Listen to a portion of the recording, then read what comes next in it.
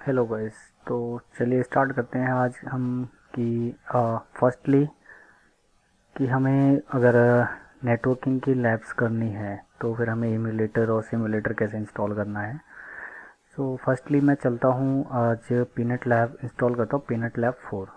तो उसके लिए सबसे पहले हमें चलना होगा VMware work station के ऊपर।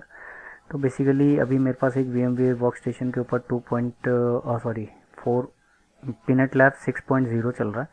तो जो अवेलेबल अभी फ़िलहाल नहीं है, तो हम चलते हैं आपको पीनट लैब 6.0 के जो उससे जो पहले का वर्ज़न है, जो अभी स्टेबल वर्ज़न है, वो हम इंस्टॉल करेंगे। Let me show you peanut lab download. ठीक है, तो हम पीनट लैब पे चलते हैं। बेसिकली ये हमारा फ्री ओपन सोर्स टूल है, EVNG का रिप्लेसमेंट कह सकते हो आप, या फिर सिमिलर टू EVNG है, दोनों सेम है। इसमें कुछ फीचर्स आपको मिल जाते हैं लाइक डॉकर, जो कि EVNG के अंदर प्रोफेशनल वर्जन में अवेलेबल है। तो हम एक काम करते हैं कि अभी हम फ़िलहाल VMware वर्क स्टेशन के साथ चलते हैं 4.2.10 के साथ। तो मेरे पास already installed sorry already downloaded file रखी है, जो कि पीनट लैब 10 है। एक second, peanut lab sorry ISO file OBA peanut lab मैंने डाउनलोड करके रखा हुआ है। एक बार देखता हूँ कहाँ गया। ये रहा, पीनट लैब 4.2.10 पीनट लैब 6। तो एक आप तो यहाँ से भी डाउनलोड कर सकते हैं डायरेक्टली, पीनट लैब के डाउनलोड लिंक है, आपको डायरेक्टली पीनट लैब डाउनलोड कर सकते हैं। तो अब हम चलते हैं 4.2.10, ये हम इंपोर्ट करते हैं। तो जस्ट आपका VMware वर्क स्टेशन है, कुछ नहीं करना आपको, माई कंप्यूटर या फिर होम टैब पे जाएंगे। आप होम टैब पे जाइए, बेसिकली ये बेटर रहेगा। अभी ये माई कंप्यूटर का सेक्शन है आपके कंप्यूटर में, इन द सेंस कि आपके VMware वर्क स्टेशन जो है वो एज अ कंप्यूटर ट्रीट हो रहा है यहाँ पे। और कितने सारे यहाँ पे VMware जो वर्क स्टेशन है और जो होस्ट हैं, जैसे कि मैंने एक होस्ट ये है। अब हम एक क्रिएट करते हैं 4.2.10 के साथ। तो मैं चलता हूँ, मैंने यहाँ से पाथ लोकेशन में कॉपी कर लेता हूँ, सॉफ्टवेयर के अंदर है, सो दैट हमें ज़्यादा ढूंढना नहीं पड़ेगा। अब OVA फाइल है, OVA फाइल में गया मैं सबसे पहले 4.2.10। अब ये पूछेगा हमसे नाम 4.2.10, एज इट इज़ ही रहने देता हूँ। लोकेशन आप सेलेक्ट कर सकते हैं कि कहाँ रखना है। मेरे पास सी ड्राइव के अंदर इनफ स्पेस है, क्योंकि मैं हमेशा जो भी है लैब सी ड्राइव में ही करता हूँ और स्टोर करता हूँ। तो मैं सी ड्राइव में स्टोर कर रहा हूँ इसको। हमने ये अब इंपोर्ट कर रहे हैं। इंपोर्ट होने में तक ऑलमोस्ट ये 2 से 3 मिनट ले लेता है कभी कभी, बट कभी कभी फास्ट भी हो जाता है, बिकॉज ऑफ मेरे प्रोसेसर और रैम थोड़े ठीक हैं, क्योंकि 64 GB रैम है और प्रोसेसर है Ryzen 5 5600G, जो कि 6 कोर 12 थ्रेड्स के साथ है। तो देखते हैं, एक बार इंस्टॉल होने देते हैं। मैं फ़िलहाल ये क्लोज़ कर रहा हूँ।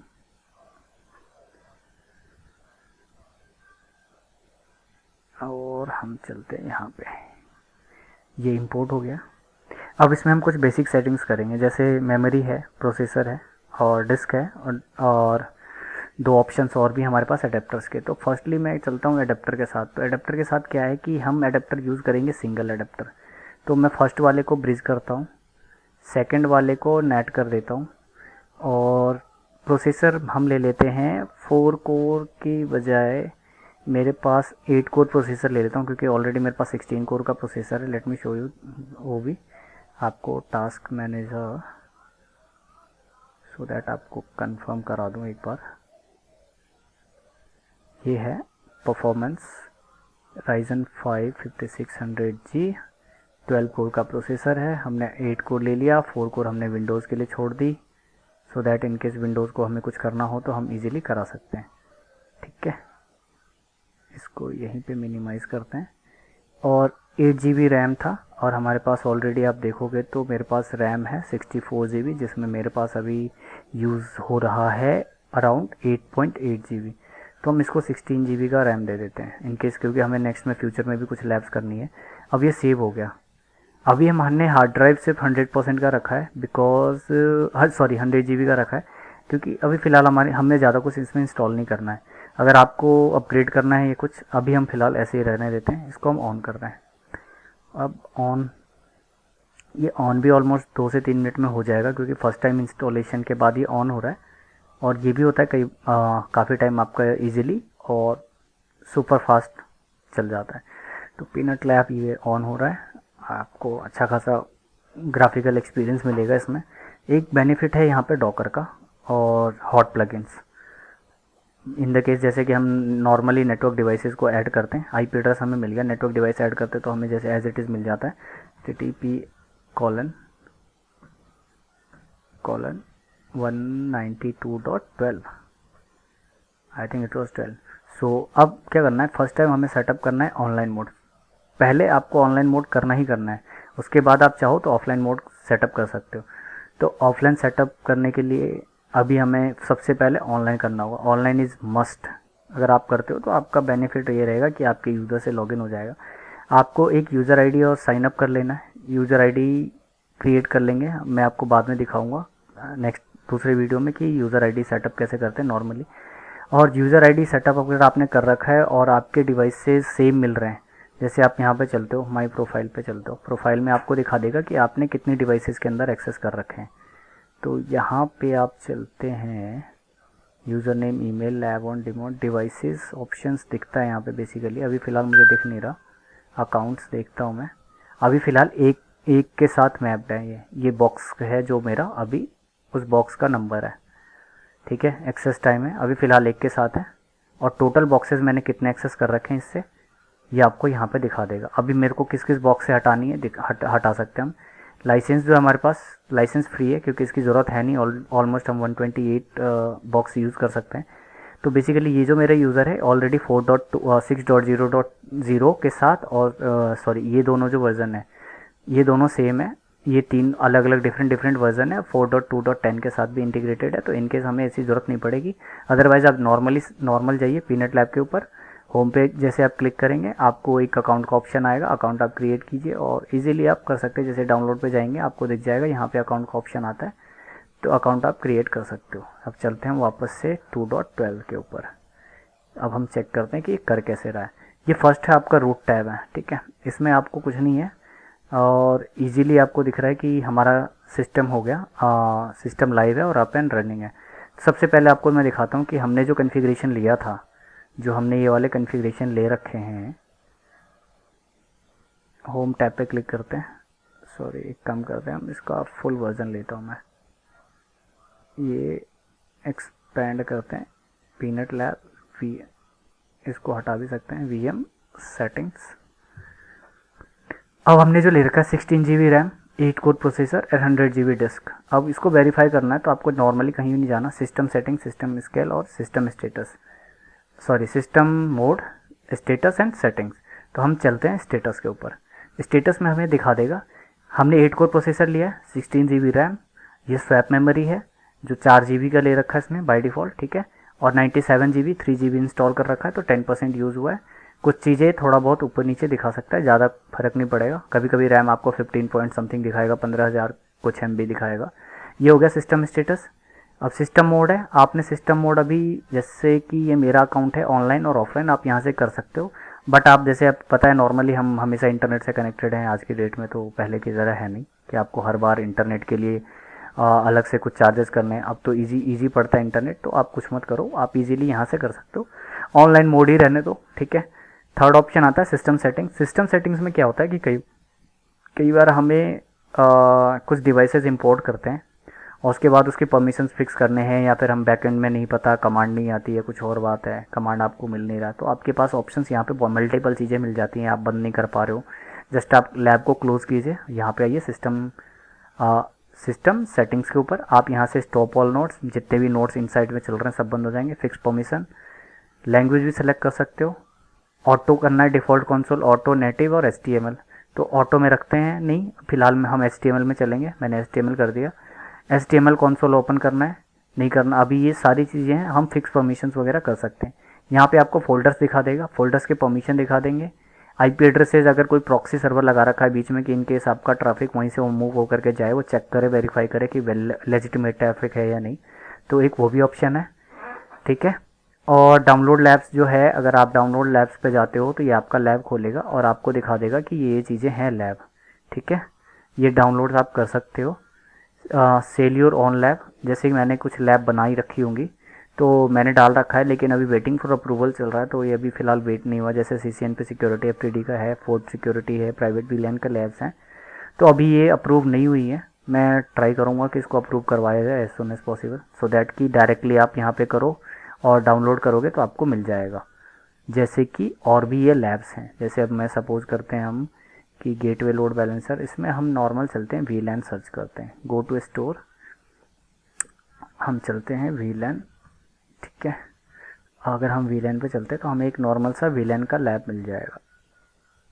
ये है multiple VLAN, inter VLAN, layer 2 VLAN, ये मल्टीपल लैब्स हैं। आप जैसे जाओगे, फ्री की लैब्स हैं, पैसे नहीं लग रहे हैं आपको, सीधा इंपोर्ट करोगे, इंपोर्ट करेंगे तो हमें वहाँ पे मिल जाएगा। अब ये क्या कह रहा है कि आपको लैब तो मिल रहा है, बट ये आपको यहाँ से है ना जो डिवाइसेस हैं वो नहीं मिल पाएंगी। ठीक है, तो स्टार्ट डाउनलोड करना है हमें।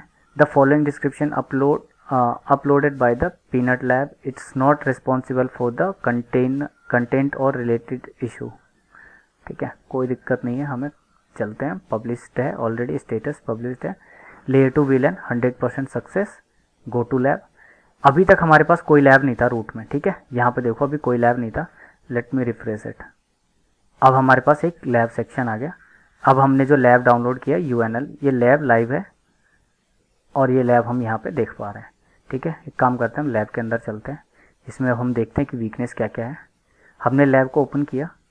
अब जैसे यहाँ पे VMware है तो आप एडिट सेक्शन पे जाओ। फर्स्ट ऑफ ऑल आपको चेक करना है कि VMware है क्या, तो VMware है नहीं, ये आपको NTGNS bin ये इंस्टॉल करने पड़ेंगे। ये एज अ कुछ स्विच है, ये आपको राउटर है। आप पहले चेक करेंगे कि आपके पास डिवाइसेज है नहीं, जहाँ पे भी इनवैलिड आ रहा है इट्स मीन कि ये अवेलेबल नहीं है, तो आपको ये इंस्टॉल करने पड़ेंगे। तो अभी हम चलते हैं फ़िलहाल L2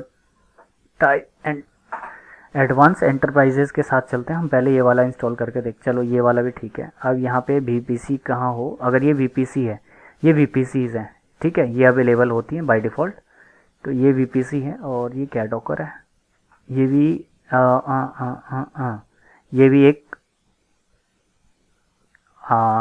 डायनेमिक्स है। ठीक है, तो हम ऐसा करते हैं। और दूसरा हम एक और चीज़ भी कर सकते हैं, हम ऐड करना हो नोड कोई मल्टीपल, तो हमें यहाँ पे ऑप्शंस मिल जाते हैं। तो डायनेमिक्स यहाँ पे इतने सारे जो भी हमारे अलग अलग वर्जन्स हैं ये सपोर्ट करता है।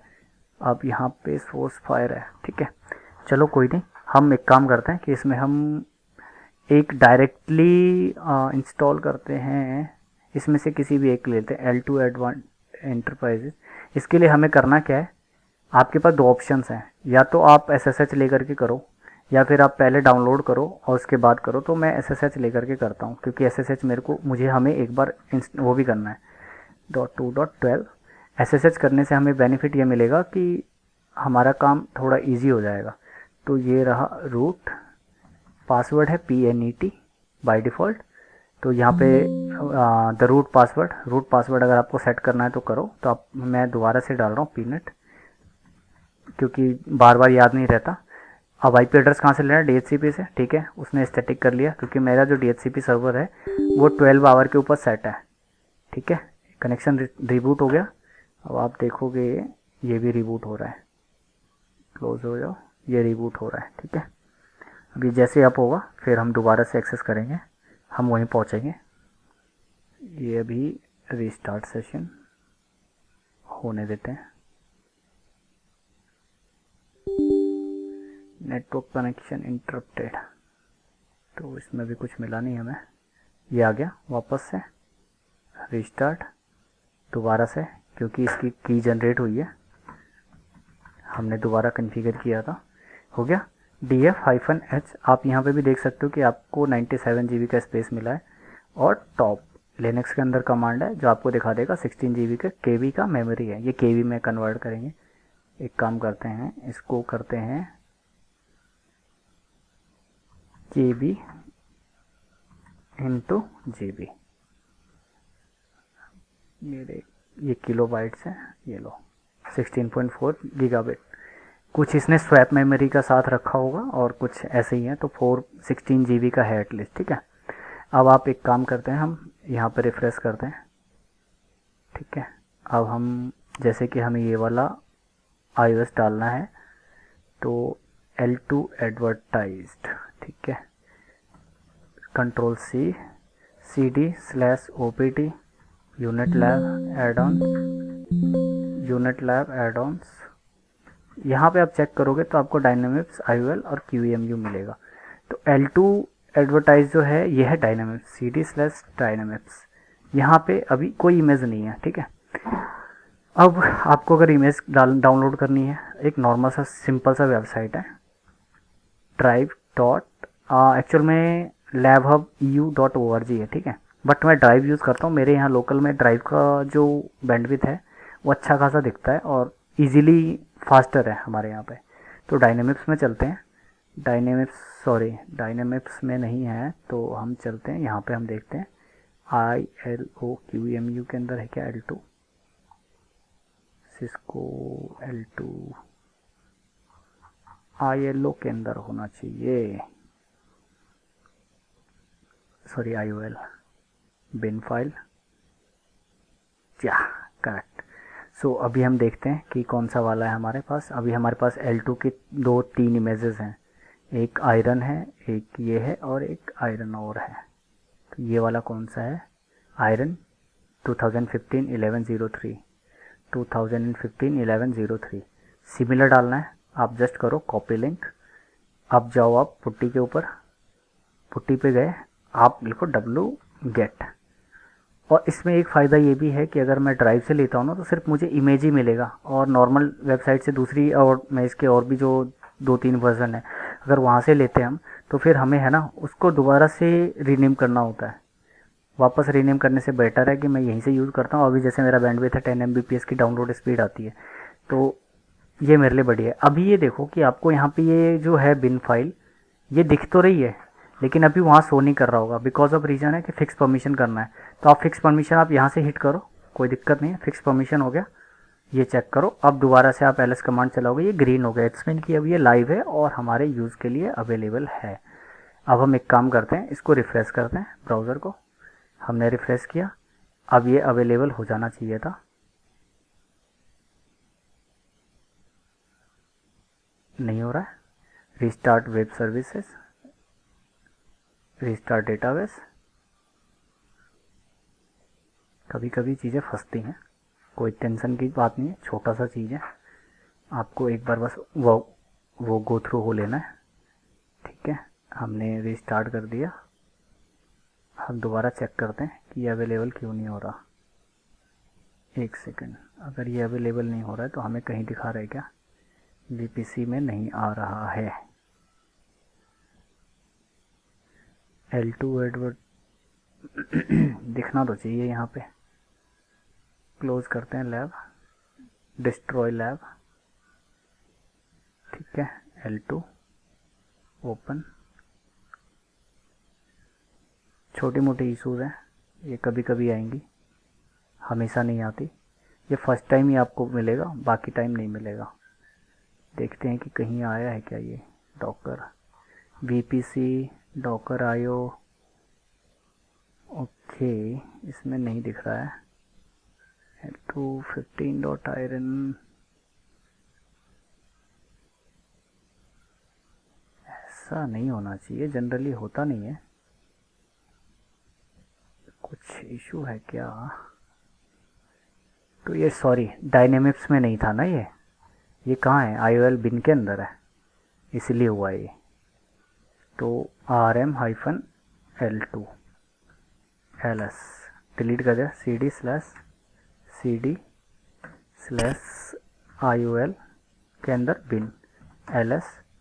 अब हम वापस से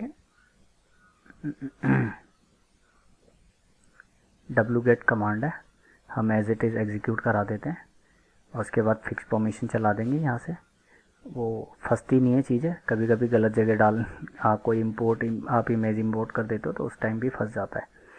70, 80, 90, 100%।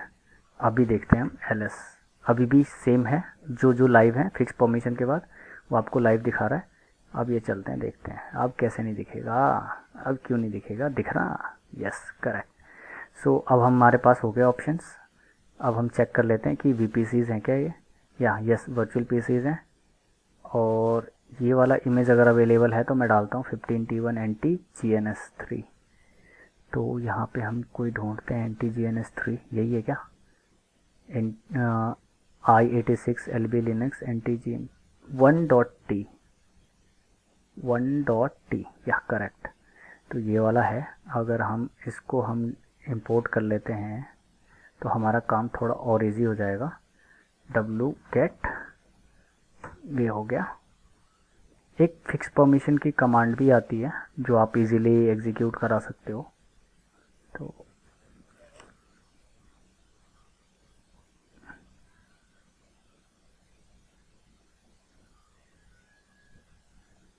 सेवेंटी सेवन 78 90 100 यहाँ पे चेक करो। LS वापस से सेम चीज़ है।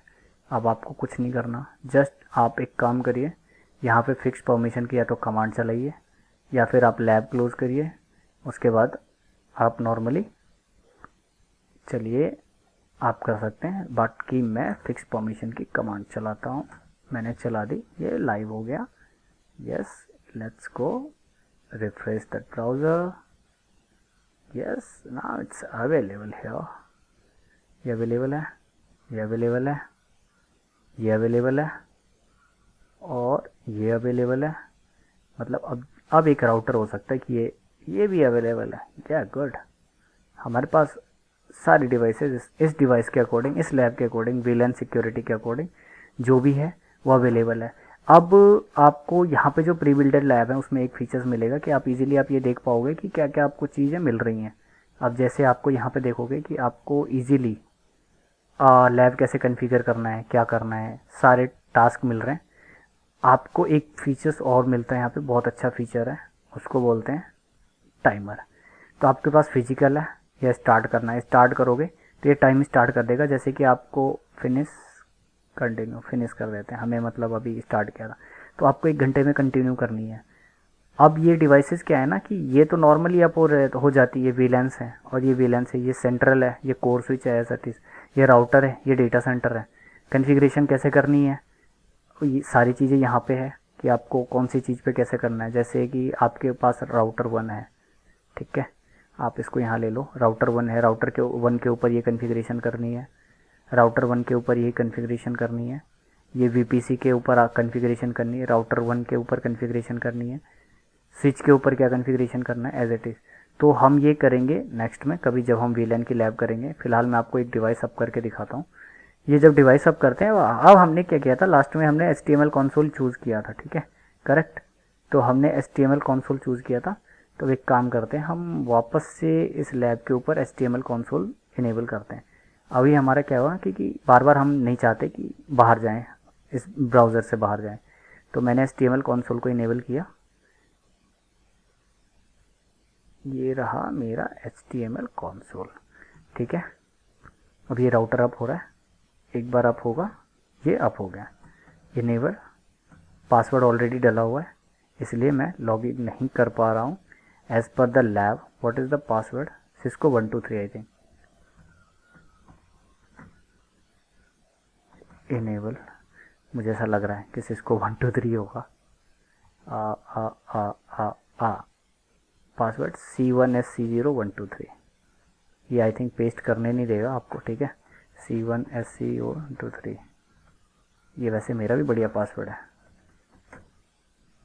C1SC0123। Enable C1SC0123।